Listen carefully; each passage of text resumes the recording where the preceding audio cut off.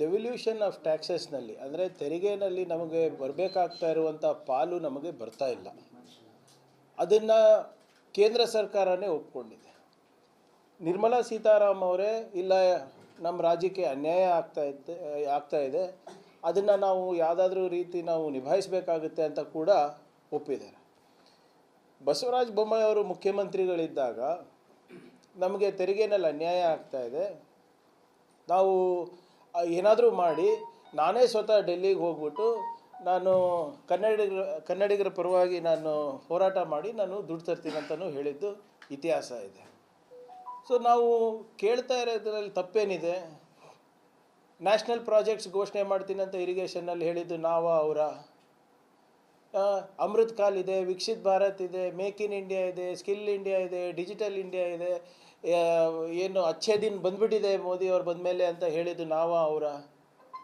ಆಮೇಲೆ ನಾವೇನು ಸುಮ್ಮನೆ ಕೇಳ್ತಾ ಇಲ್ಲ ಅಲ್ಲ ಇವರೇ, ನಾವು ಬೆವರು ಸುರಿಸಿ ನಾವು ಇವತ್ತು ಬರೀ ರಾಜ್ಯ ಅಲ್ಲ ರಾಷ್ಟ್ರವನ್ನು ಕಟ್ತಾ ಇದ್ದೀವಿ. ರಾಷ್ಟ್ರವನ್ನು ಕಟ್ಟಲಿಕ್ಕೆ ನಮಗೆ ಸಹಕಾರ ಮಾಡಿ ಅಂತ ಹೇಳೋದು ತಪ್ಪಾಯ್ತಾ? ಇವತ್ತು ಆಸ್ತಿ ತೆರಿಗೆನಲ್ಲಿ ನಾವು 2ನೇ ಸ್ಥಾನದಲ್ಲಿದ್ದೀವಿ, FDI ಬಂಡವಾಳದಲ್ಲಿ 2ನೇ ಸ್ಥಾನದಲ್ಲಿದ್ದೀವಿ, ನಮ್ಮ GSTನಲ್ಲಿ ಟಾಪ್ 5ನಲ್ಲಿದ್ದೀವಿ. ಇವತ್ತು ಬರೇ IT ಎಕ್ಸ್ಪೋರ್ಟ್ಸ್ ಏನು ಇವತ್ತು ನಮ್ಮ ರಾಜ್ಯದಿಂದ ಆಗ್ತಾಯಿದೆ 4.5 ಲಕ್ಷ ಕೋಟಿ ಆಗ್ತಾಯಿದೆ. ನಿನ್ನೆ 10,000 ಕೋಟಿ ರೂಪಾಯಿನ ನವೋದ್ಯಮಗಳಿಗೆ ಘೋಷಣೆ ಮಾಡಿದ್ರು. 110 ಯೂನಿಕಾರ್ನಲ್ಲಿ 45 ಯೂನಿಕಾರ್ನು ಇವತ್ತು ನಮ್ಮ ರಾಜ್ಯದಿಂದ ಏನೋ ಹೊರಗೆ ಬಂದಿವೆ. ಮತ್ತು ಇವೆಲ್ಲ ಅಂಕಿಅಂಶಗಳು ಇಟ್ಟು ನಾವು ಕೇಳ್ತಾ ಇರೋದು ತಪ್ಪ? ಇವತ್ತು ಉದ್ಯೋಗ ಖಾತ್ರಿನಲ್ಲಿ ಜಾಸ್ತಿ ಕೊಡಿ ಅಂತ ಕೇಳೋದು ತಪ್ಪ? ಇದು ಉದ್ಯೋಗ ಖಾತ್ರಿ ಯೋಜನೆ ಸರಿ ಇಲ್ಲ, ಇದನ್ನು ನಾವು ಬಂದ್ ಮಾಡ್ತೀವಿ ಅಂತ ಹೇಳಿ 11 ವರ್ಷ ಆಯಿತು. ಅವ್ರು ಇನ್ನೂ ಕೊಡ್ತಾ ಇದ್ದಾರಲ್ಲ ದುಡ್ಡು ಇದಕ್ಕೆ, ಆದರೆ ಅದ್ರ ತಕ್ಕಂಗೆ ಕೊಡ್ತಾ ಇದ್ದಾರಾ? ಉದ್ಯೋಗ ಸೃಷ್ಟಿ ಮಾಡುವಂಥ ರಾಜ್ಯಗಳಿಗೆ ಹೆಚ್ಚು ಅನುದಾನ ಕೊಟ್ಟರೆ ಯಾರಿಗೆ ಒಳ್ಳೆಯದಾಗುತ್ತೆ? ರಾಷ್ಟ್ರಕ್ಕೆ ಒಳ್ಳೆಯದಾಗುತ್ತಲ್ವ? ಅದಕ್ಕೆ ಕರ್ನಾಟಕಕ್ಕೆ ಕೊಡಿಯಪ್ಪ ಅಂತ ಕೇಳ್ತಾ ಇರೋದು. ಇವರೇ ಅಲ್ವ ಜಂಬ ಕಚ್ಕೊಂಡಿದ್ದೇವೆ, ಎದೆ ತಟ್ಟು ಹೇಳ್ತಾ ಇರೋದು 25 MP ಇದ್ದೀವಿ, ನಾವು 28 MP ಕರ್ನಾಟಕದಿಂದ. ನಮಗೆ BJPಯಿಂದ ಏನು ಕೇಂದ್ರ BJPಯಿಂದ ನಾವೆಲ್ಲ ಏನಾದರೂ ತರ್ಬೋದು ಅಂತ ಇವರೇ ತಾನೇ ಎದೆ ತಟ್ಟು ಹೇಳ್ತಾ ಇದ್ದಿದ್ದು. ಮಾತೆತ್ತಿದ್ರೆ ಮೋದಿಯವರು ಮನ್ ಕಿ ಬಾತಲ್ಲಿ ಭಾಷಣದಲ್ಲಿ ಹೇಳ್ತಾರಲ್ಲ, ಅದರ ಬದಲೇ UP ಬಿಹಾರಿಗ ನಿನ್ನೆ ಬಜೆಟ್ ತೆಗೆದು ನೋಡಿ. ಹಿಂದಿನ ಬಜೆಟ್ ಏನಿತ್ತು? ಆಂಧ್ರ ಪ್ರದೇಶಗಿತ್ತು, ಸಾವಿರಾರು ಕೋಟಿ ರೂಪಾಯಿ ಅಮರಾವತಿಗೆ ಕೊಟ್ಟರು. ಅವಾಗೆಲ್ಲ ಹೋಗಿತ್ತು ಇವ್ರದ್ದು ಏನು ರಾಜ್ಯಗಳೆಲ್ಲ ಇದು ದೇಶದ ಬಜೆಟ್ ಅಂತ. ನಿನ್ನೆ ಬಜೆಟ್ ಏನಿತ್ತು?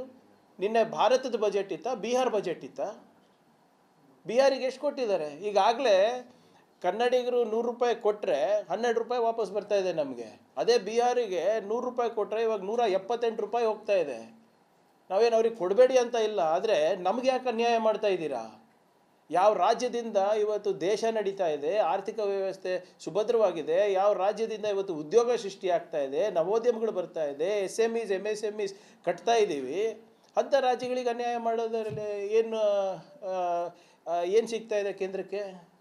ಇದು ಬರೇ ಪೊಲಿಟಿಕಲ್ ಬಜೆಟ್ ಆಗ್ತಾ ಇದೆ ಹೊರತು ದೇಶವನ್ನು ಕಟ್ಟುವಂಥ ಬಜೆಟ್ಟು, ಕಾರ್ಮಿಕರಿಗೆ, ರೈತರಿಗೆ, ಯುವಕರಿಗೆ, ಮಹಿಳೆಯರಿಗೆ ಅಥವಾ ಉದ್ಯೋಗ ಸೃಷ್ಟಿ ಮಾಡುವಂಥ ಬಜೆಟ್ಗಳು ಇಲ್ಲಿ ತನಕ ನಾವು ಕಂಡಿಲ್ಲ. ಇವತ್ತು ಅಂಕಿಅಂಶಗಳು ನೋಡಿ ದಯವಿಟ್ಟು.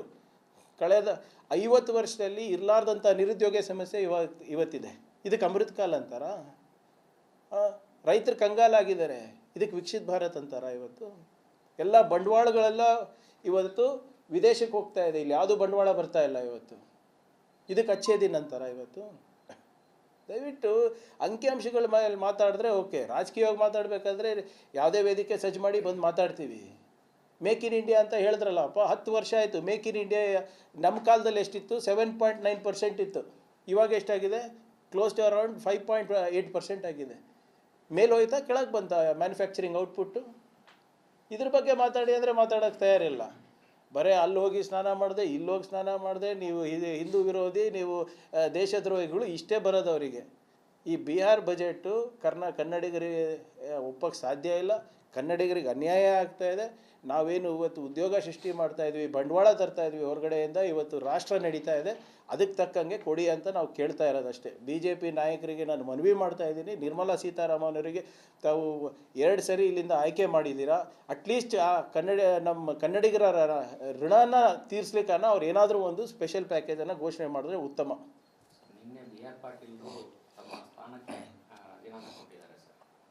ಅವರು ಕೊಟ್ಟಿರೋದು ರಾಜೀನಾಮೆ ಪೊಲಿಟಿಕಲ್ ಅಡ್ವೈಸರ್ ಅಂತ ಏನಿದೆ ಆ ಸ್ಥಾನಕ್ಕೆ ರಾಜೀನಾಮೆ ಕೊಟ್ಟಿದ್ದಾರೆ ಅಂತ ನಾನು ಮಾಧ್ಯಮದಲ್ಲೇ ಕೇಳಿದೆ. ನಿನ್ನೆ ಅವರಿಗೆ ಏನು ಕರೆ ಮಾಡಲಿಕ್ಕೆ ಪ್ರಯತ್ನ ಮಾಡಿದೆ, ಅವರು ಸಿಕ್ಕಿಲ್ಲ. ಮತ್ತು ಅವರ ಮಗ ಆರ್ ಕೆ ಅವರಿಗೂ ಕೂಡ ಮಾತಾಡಿದೆ. ಅದು ಏನಕ್ಕೆ ಕೊಟ್ಟಿದ್ದಾರೆ ಅಂತ ನನಗೂ ಗೊತ್ತಿಲ್ಲ. ಮಾನ್ಯ ಮುಖ್ಯಮಂತ್ರಿಗಳಿಗೆ ಏನೋ ಪತ್ರ ಬರೆದಿದ್ದಾರೆ ಅಂತ ಹೇಳಿದರೆ, ಆ ಪತ್ರದಲ್ಲಿ ಏನಿದೆ ಅಂತ ಮುಖ್ಯಮಂತ್ರಿಗಳಿಗೆ ಅಷ್ಟೇ ಗೊತ್ತಿದೆ. ನೋಡಿ, ಅದು ಮಾಧ್ಯಮದಲ್ಲಿ ಬಂದಿರೋದು. ಈಗೇನು ಸ್ಟೇಟ್ಮೆಂಟ್ ಮಾಡಿದ್ದಾರೆ ಗೊತ್ತಿಲ್ಲ. ಯಾಕಂದರೆ ಈಗ ಅನುದಾನ ಬರ್ತಾ ಇಲ್ಲ ಅಂದರೆ ಈ KKRDBಯಿಂದ ಮೊದಲನೇ ಬಾರಿಗೆ 5,000 ಕೋಟಿ ರೂಪಾಯಿಯನ್ನು ಕೊಟ್ಟಿದ್ದೇವೆ. ಎಲ್ಲನೂ ಕೂಡ ಮೈಕ್ರೋ ಇರ್ಬೋದು, ಮ್ಯಾಕ್ರೋ ಇರ್ಬೋದು, ವಿನೂತನವಾದಂಥ ಕಾರ್ಯಕ್ರಮಗಳನ್ನು ಅಲ್ಲಾಗಿದೆ. ಈಗ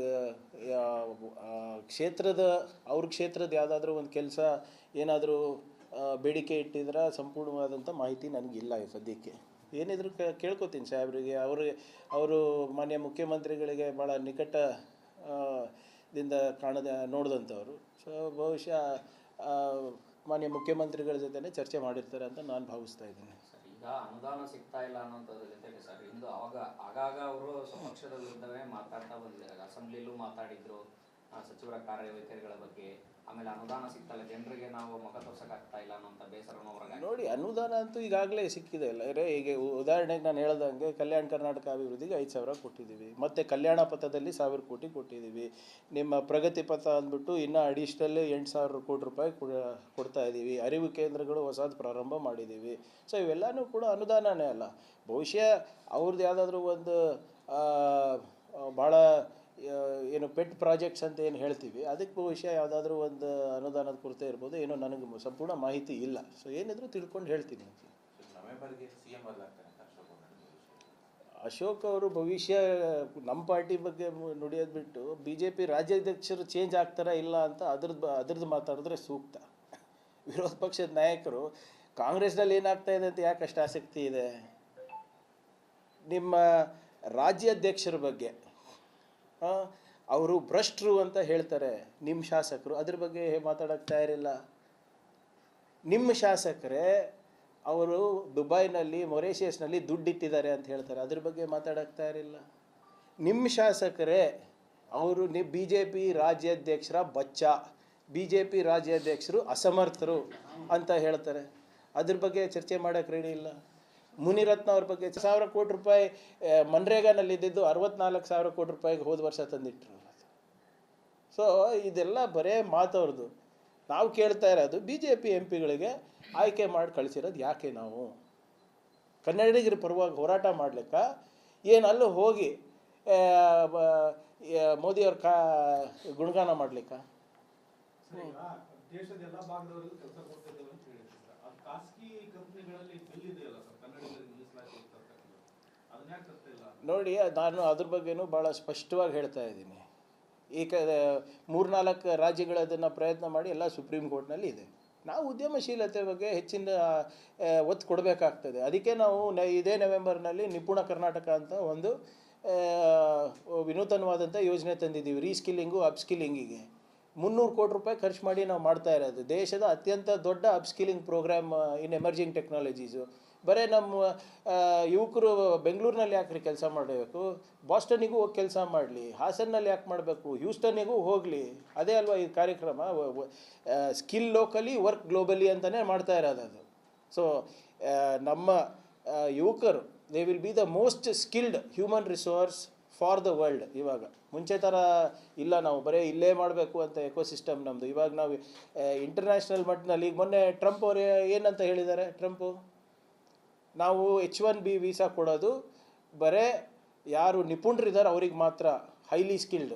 so we will work towards it.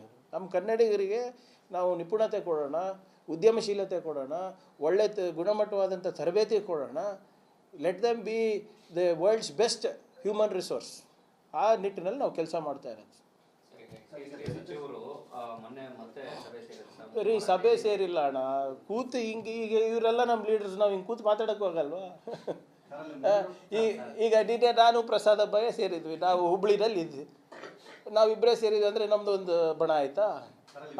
ವಿಚಾರ ಇರೋದೇನಂದ್ರೆ ದಲಿತ ಸಚಿವರು ಕೂಡ ಪ್ರಮುಖರಾಗಿರುವಂತವರು ವರಿಷ್ಠರನ್ನ ಭೇಟಿ ಮಾಡಿ ಸಮಯಾವಕಾಶ ಕೇಳಿ ಚರ್ಚೆಗೆ ಅವಕಾಶ ಮಾಡಿ ಅಂತ ಕೇಳಿ. ನೋಡಿ, ಭಾಳ ಸ್ಪಷ್ಟವಾಗಿ ಕೆಲವು ಇಶ್ಯೂಗಳು ಏನು ಸಮುದಾಯಕ್ಕೆ ಸಂಬಂಧಪಟ್ಟಂತೆ ಅವರು ಚರ್ಚೆ ಮಾಡಬೇಕು ಅಂತ ಇತ್ತು. ಅದು ನಾನು ಭಾಳ ಅದು ಪರಮೇಶ್ವರ್ ಸಾಹೇಬ್ರು ಇರ್ಬೋದು, ಮಹದೇವಪ್ಪ ಸಾಹೇಬ್ರು ಇರ್ಬೋದು, ನಾವಿರ್ಬೋದು, ಎಲ್ಲರೂ ಹೇಳಿದ್ವಿ. ಈ ನಮ್ಮ ಇಂಟರ್ನಲ್ ರಿಸರ್ವೇಷನ್ ಇರ್ಬೋದು, ಸೆನ್ಸಸ್ ಬಗ್ಗೆ ಇರ್ಬೋದು, ಅದು ಚರ್ಚೆ ಆಗಬೇಕು ಅಂತಲೇ ನಾವು ಹೇಳಿರೋದು. ಅದಕ್ಕೆ ವರಿಷ್ಠರು ನಾವು ಬರ್ತೀವಿ ಅಂತ ಹೇಳಿದ್ಗೆ ಅದು ಮುಂದೂಡ್ತಾ ಇತ್ತು. ಆಮೇಲೆ ನಾವು ಪರಮೇಶ್ವರ್ ಸಾಹೇಬರು ಅಧಿಕೃತವಾಗಿ ಪತ್ರ ಬರೆದು ಹೇಳಿದ್ರದಲ್ವಾ? ಇದೇನಾದರೂ ಏನು ಸೀಕ್ರೆಟ್ ಸಭೆಗಳು ಇದ್ದಿದ್ರೆ ಪತ್ರದ ಯಾಕ್ರಿ ಅವಶ್ಯಕತೆ ಇದೆ? ಇಟ್ ವಾಸ್ ಅ ಅಫಿಷಿಯಲ್ ಏನೋ ಡಿಸ್ಕಷನ್. ಸೊ ಅದಕ್ಕೆ ಯಾಕೆ ಅಷ್ಟು ಇದು ಕೊಡ್ತಾಯಿದೆ? ಈಗ ನಮಗೇನಾಗ್ಬಿಟ್ಟಿದೆ ಅಂದರೆ ಮೀಡಿಯಾಕ್ಕಾದರೆ ಇಷ್ಟು ಭಯ ಆಗಿಬಿಟ್ಟಿದೆ, 2 MLAಗಳು ಟೀ ಕುಡಿಯೋಂಗಿಲ್ಲ. ಹಂಗಾಗ್ಬಿಟ್ಟಿದೆ. ಹೌದು, ಹೀಗೆ ಏನಾದ್ರು ಯಾವುದು ನೋಡಿ, ನೀವು ಹೆಂಗೆ ಬಿಂಬಿಸ್ತೀರ ಅದು ಇಂಪಾರ್ಟೆಂಟ್ ಅಲ್ಲ. ಈಗ ಪ್ರಿಯಾಂಕರ್ಗೆ ಮತ್ತು ಪ್ರಸಾದ್ ಅಬ್ಬಯ್ಯ, ಕೋನ್ ರೆಡ್ಡಿ ಅವರು ಸೇರಿ ಟೀ ಕುಡಿದು ಅಂದರೆ ಏನದಲ್ಲ, ಅದು ಬ್ರೇಕಿಂಗ್ ನ್ಯೂಸ್ ಹೆಂಗೆ ಹಾಕ್ತೀರಾ ನೀವು? ನೀವು ಟೀ ಬಿಟ್ಟಿನೆಲ್ಲ ಹಾಕ್ಬಿಡ್ತೀರಾ, ಅದು ಬಂದಿರೋದು ಸಮಸ್ಯೆ ನಮಗೆ.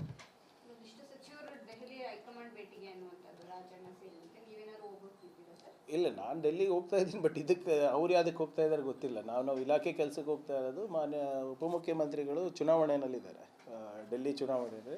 ಇನ್ನು 2 ಸಚಿವರಿಗೂ ಕೂಡ ಚುನಾವಣೆಗೆ ಹೈಕಮಾಂಡ್ ಕರೆದಿದೆ. ಯಾವುದು ನಮ್ಮ ಮಾತು ಇಲ್ಲೇ ನಡೆಯಲ್ಲ, ಅಲ್ಲೆಲ್ಲ ನಡೀತದಪ್ಪ.